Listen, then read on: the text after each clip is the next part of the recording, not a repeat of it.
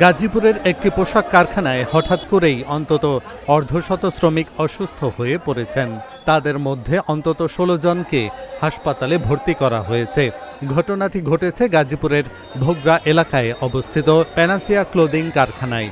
শ্রমিকরা জানান, সোমবার সকালে কাজে যোগ দিতে কারখানায় প্রবেশের পর একে একে অনেক শ্রমিক অসুস্থ হয়ে পড়তে থাকেন। পরে দ্রুত তাদেরকে শহীদ তাজউদ্দিন আহমেদ মেডিকেল কলেজ হাসপাতাল সহ বিভিন্ন হাসপাতালে নেওয়া হয়। শ্রমিকদের দাবি, গত শুক্রবার একই কারখানায় শ্বাসকষ্টে এক শ্রমিকের মৃত্যু হয়। সেই ঘটনার পর থেকেই শ্রমিকদের মধ্যে আতঙ্ক বিরাজ করছিল। এরই জেরে আজকের এই ঘটনা ঘটেছে বলে ধারণা করা হচ্ছে। এ বিষয়ে শহীদ তাজউদ্দিন আহমেদ মেডিকেল কলেজ হাসপাতালের পরিচালক ডাক্তার মোহাম্মদ আমিনুল ইসলাম জানান, আক্রান্ত শ্রমিকরা গণমনোদৈহিক রোগে ভুগছেন। তাদের অবস্থা নিয়ে তেমন কোনো আশঙ্কা নেই।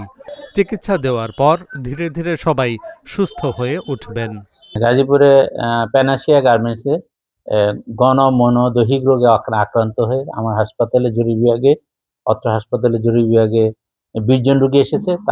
তাদের মধ্যে ৪ জনকে প্রাথমিক চিকিৎসা দিয়ে ছেড়ে দেওয়া হয়েছে। ১৬ জন রোগীকে ভর্তি করা হয়েছে। ১৬ জনের মধ্যে ১ জন পুরুষ, ১৫ জন মহিলা। সাধারণত গণমনোদৈহিক রোগগুলো মহিলারাই বেশি আক্রান্ত হয়ে থাকে, কারণ তাদের মানসিক স্থিরতা, দৃঢ়তা কম থাকে। ২-১ জন অজ্ঞান হয়ে গেলে, অসুস্থ হয়ে গেলে তার দেখাদেখি বাকিরা অসুস্থ হতে থাকে। যেহেতু মানসিক শক্তিটা তাদের কম, এটাতে আশঙ্কাজনক কোনো ঘটনা না। এতে শঙ্কিত হওয়ার মানে কিছু নেই। এরকম মাঝে মাঝে আমরা গার্মেন্টস গুলোতে দেখে থাকি।